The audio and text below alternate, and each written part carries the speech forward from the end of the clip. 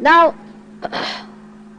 one has to become lighter in one's own mind and should think that we have dropped all that, now why are we there?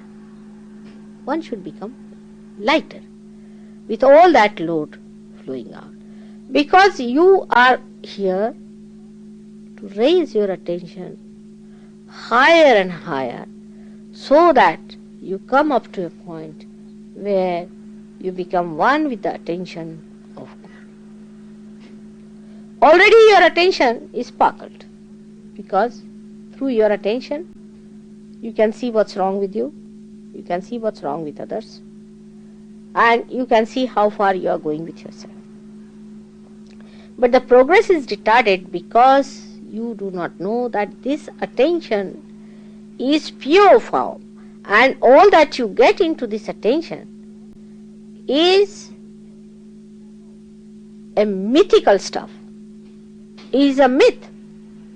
If you drop this myth gradually, treat everything as a myth and not depend on becoming unhappy or happy, just seeing the thing, your attention will take a flight and it will be at a much higher level residing there. Instead of that, every moment you go this way or that way. You see, it goes on like that. And the movement upward is much less. So, the difference between a person who is realized and a not realized is this, that the attention which was giving myth as reality to you is gone now, is gone higher. It can see that it is myth. Attention can clearly see that it is myth. And you can see that yourself, and you can remove yourself from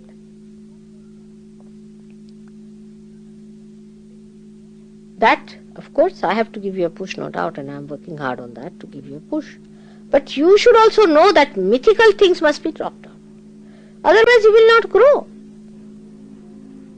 All mythical things must be dropped down. And the best way to do it is to be in thoughtless awareness. Because as soon as you transcend these three gunas, you become thoughtlessly aware. You have to cross Agya. Once you cross Agya, these three gunas, absolutely you go into a state where you are gunatit, you are beyond gunas. So you do not deliberately do anything, but it just works out. But analysis is one of the diseases of the West. What are you analyzing? What are you analyzing? You ask yourself. I feel like laughing at the whole analysis that goes on. See, they'll sit down, take out a hair, splitting the hair into 100, and great analyzers are sitting down there. They cannot even say how the chromosomes have that spindle action. And I mean, at that minute level, the things are worked out. They cannot say how a cell divides. What are they analyzing sitting down here? Now they have analyzed for a purpose, also done for God. Through their analysis, now my things are recorded. Through their analysis, I can go to the TV if they allow me any time. Because of analysis doesn't fit into me, they won't allow, they may not. It might be expedited. But say, for example, if you had not discovered these things, for example, take it like that, and the science was not discovered, your attention would have been at least better off. Because of science, your attention is also very much in confusion. So I don't know which one to praise, whether the science or the primitiveness. See, when you raised yourself to science also, you got to another extreme as usual. Till you burnt out your complete attention, you were not satisfied.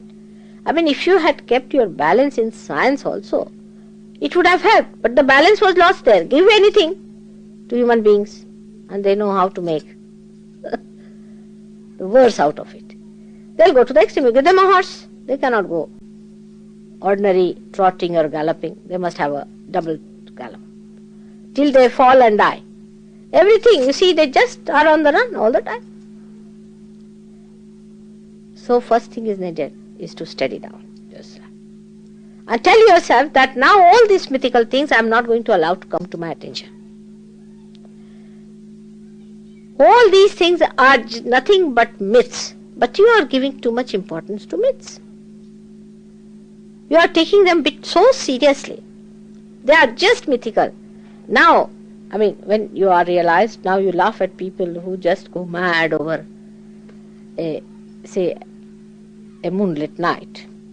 Alright? But ask the fellow who is doing that. He'll say you are heartless. You have no feelings. He'll give you a big poetry out of it. You go and see any one of these people who are riding a high horse, who are at the helm of affairs, and you will feel like laughing at them. But they will sing that you are useless, you are doing no work, you are good for nothing, you are just wasters. So now for you, because you are enlightened now, is to understand that our attention has to move higher and higher, at a higher space. Now actually what has happened in realization? Your Kundalini has risen and has come up. Just like you can say a small thin hair. One hair, say. And that has broken your sastra.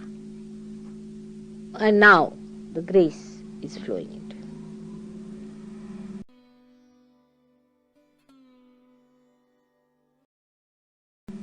But it's a very small movement that has taken place, of course, which is a very difficult movement, no doubt, but it has taken place. Now, you have not expanded like this. Your chakras are only pierced in the center.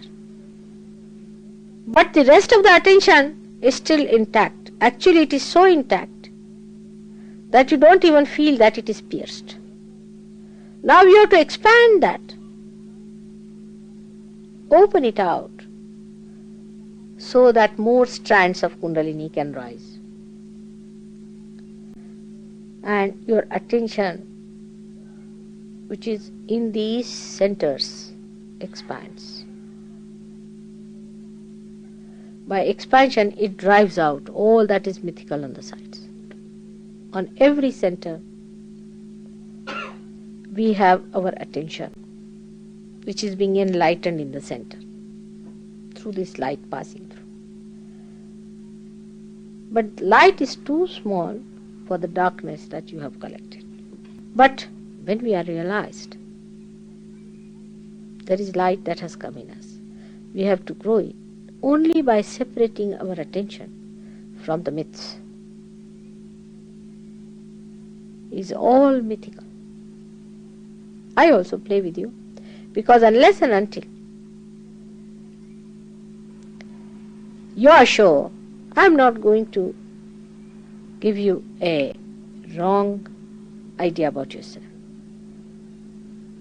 I want to see how far still your attention is moving. And I know, still you are not sure. Still you are not sure of yourself. That's why the confidence is not there. Just drop it. It's all myth. You'll be amazed how your attention will rise. And you'll see all these nonsensical things which used to frighten you or to elate you will drop out, and you'll just smile at it. And then only you are going to enjoy yourself fully, because your attention will be completely drenched into the bliss of self. I am saying you will, I say you are already drenched into that bliss. Keep it up. Now, how to do it? Actually, in every day-to-day life. How to kill the memory of the past? To kill the memory of the past is to have new memories. You must remember when you got your first realization.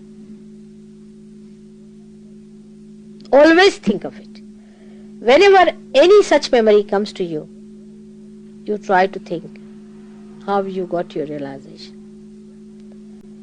Any memory that is troublesome or even so-called elating, you just try to remember how realization has come to you. When you feel aggressive about something or angry something, just try to remember how you felt the joy of surrendering. Just think of that joy of surrendering, of dissolving yourself. So the new memories must be built up. If you start building up new memories, then you will start collecting moments to establish other moments which have such memories. Like a memory when you try to help somebody. You raise the kundalini of someone. Now the problem would be when you will be raising the kundalini of others, you will be in thoughtless awareness. There won't be any thought. And thought is the only thing which impresses. But that time you can record the joy of raising the kundalini. If you could record the joy of raising the kundalini of others, you will feel a new wealth of these beautiful moments will be accumulated. And all those moments which were giving you confusion or fear or so-called unhappiness and happiness will drop.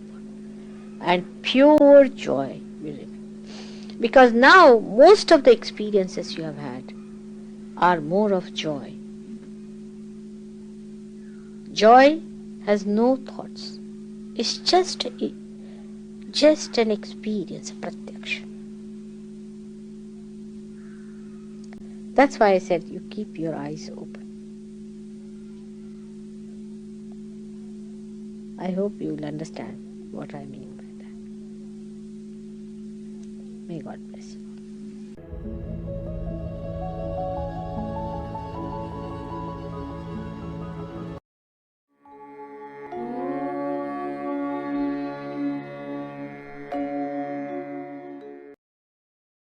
Not only after realization you can prove God, but you can show His miracles.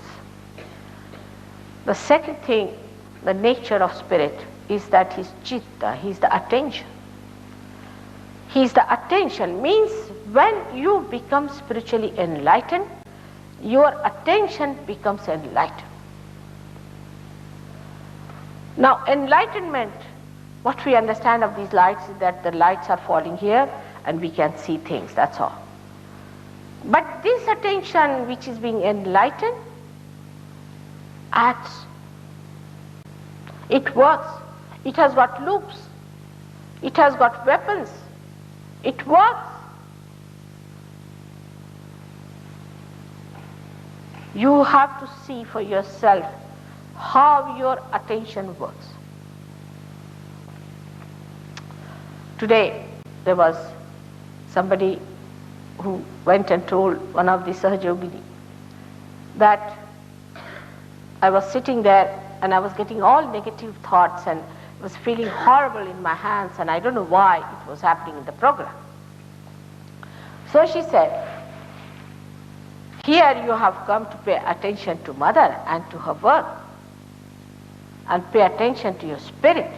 But if you are paying attention to all the rest of the people here, then you are going to catch them. It's a very simple thing. Where is your attention? Ask this question. This is a very common question in an Indian home. A mother will ask the child, where is your attention? The basis of Indian life is Chitta Nirodha, is to fix your attention in a proper way. Where is your attention? Is it on your spirit, or is it on somebody else? Like my brother is sitting here, my mother is sitting there, oh, that woman is very bad, she is jealous of me, all this nonsense. Where is your attention? When you get realized, then you start seeing through the window of the spirit. Your position changes. As you are looking at me now, then you come back here and start looking at you this way. Till you are realized, you are sitting before me. But once you are realized, you come here and see others. From there, that's your foot. Nobody can touch you there. From there you see others. Your attention is detached. So the attention becomes enlightened after realization. You pay attention to anything, it works. It does work, no doubt. You try. Those who have got realization should try this. Try your attention. But attention has to be pure. You have to purify your attention. And the best way to purify it is to keep your Agya Chakra open. When this center is open, which is the center of Christ, which I have shown that it can only open through the Lord's Prayer, after realization. When you open that, then you are in that state where your attention is divine. And you'll be amazed how things work out. Even the smallest things, the material things, the useless things, and the great things, and the subtle and subtlest, and how you start growing. So the growth is to be achieved by purifying your attention. And to purify this attention is to keep your Agya Chakra open and be in thoughtless awareness. You watch something, you don't think about it.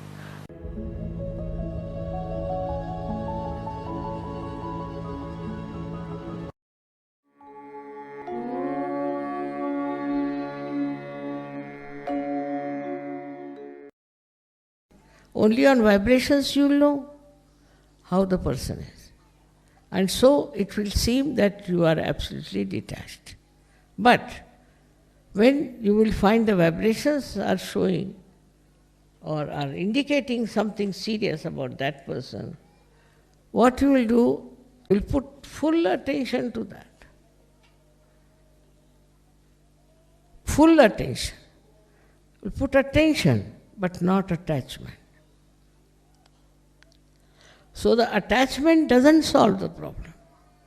What solves the problem is attention. But when you are not detached, then your attention is attached attention. It's an attention that is not available to everyone, an attention that gets stuck, absolutely stuck into that person with whom you are identified. Try to understand. So to be identified with someone is not actually what we can say paying attention to that person. And then your attention will work. If you are of that level, whenever you put attention to that particular person who needs your attention, it will work. But if you are all the time wasting your attention on a person because you are attached to that person, your attention will be tired. It won't work out. It's a big, I should say, a paradox.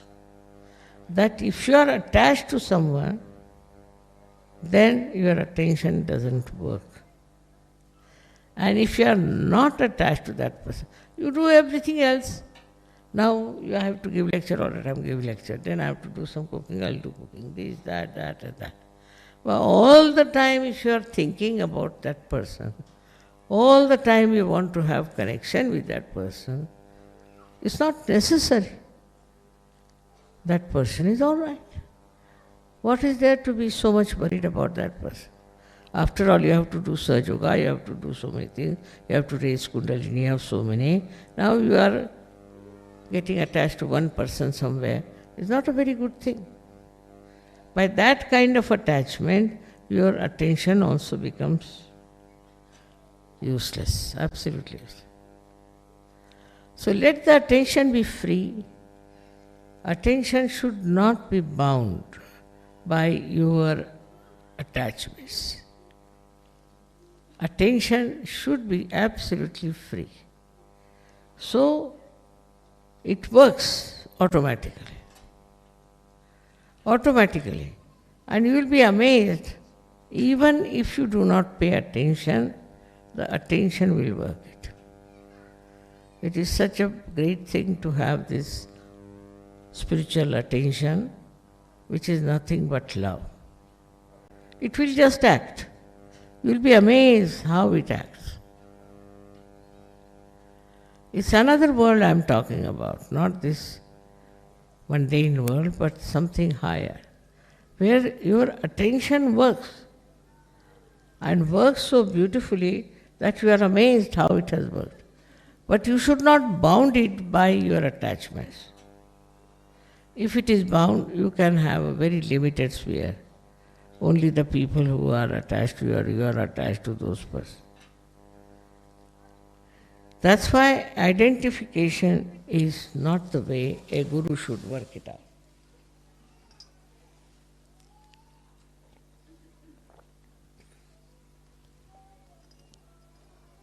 Now, there are 10 disciples and one guru. And the guru likes only one. He thinks this is the best and he should be encouraged and should be given all the possible help.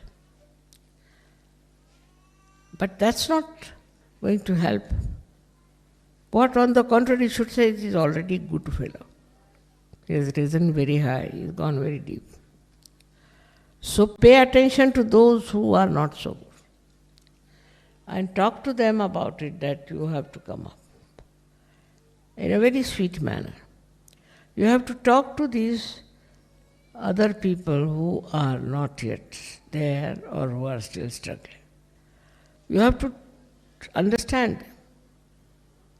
You have to notice what are they doing, why is it they are not improving or rising in their attention. What is the problem? Why the divine is not flowing through them? And you will find the reason for this is that people do not have good attention is because it is focused on someone all the time.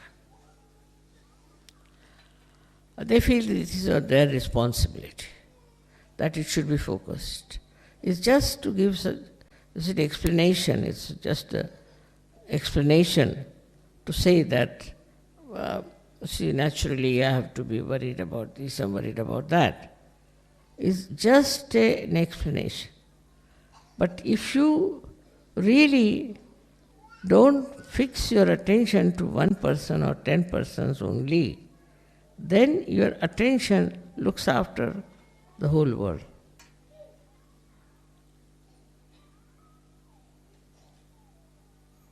It receives all the information and also it gives all the information what is to be done to correct the situation. So one has to rise into that state where you do not get angry, annoyed, upset. No, not at all. What happens to you? That you see a situation and in that you are not involved. See the situation and you are away from it. Then you can solve that problem better. But if you are part and parcel of that problem, then you cannot solve. It's like this, I was telling, that those who are fighting, say, cannot solve the problem. But a person who is not fighting can solve the problem. So it's a very simple thing to understand that if you are identified, if you are involved with one person or with one kind of a thing, then you are lost. So our attention has to be always free and can be applied widely, wherever needed. That is the state one has to reach. If you reach that state of mind, it's not I'm saying you can do anything about it, it's just a state of mind. Now, how do we do that? Only through introspection. Through introspection, you will understand that you need help to solve your problems. Firstly, the problem is how to face yourself, because you are a little bit shy or maybe nervous about it. As the time comes, you'll be amazed that this nervousness has no meaning at all. When you try to be deliberate about it, then it won't work out. But if you are sahaj, it will work out. So we come to the second point, apart from the attention, that we should leave everything into the hands of Param Chaitanya. Let the Param Chaitanya solve the problem. This is the problem, let Param Chaitanya solve the problem. We are not bothered. So a detachment comes. You give the whole thing to Param Chaitanya to solve. So you are not in it, you are away from it. Very, very simple things are there. That if you understand that we suffer because everybody feels responsible for us. Everybody thinks they are responsible, they have to do this responsibility for us. Somebody says, this responsibility he has to do. All these things are worrying them. And that is the reason today we have a very complex society. They are suffering from all kinds of diseases in which only thinking is responsible.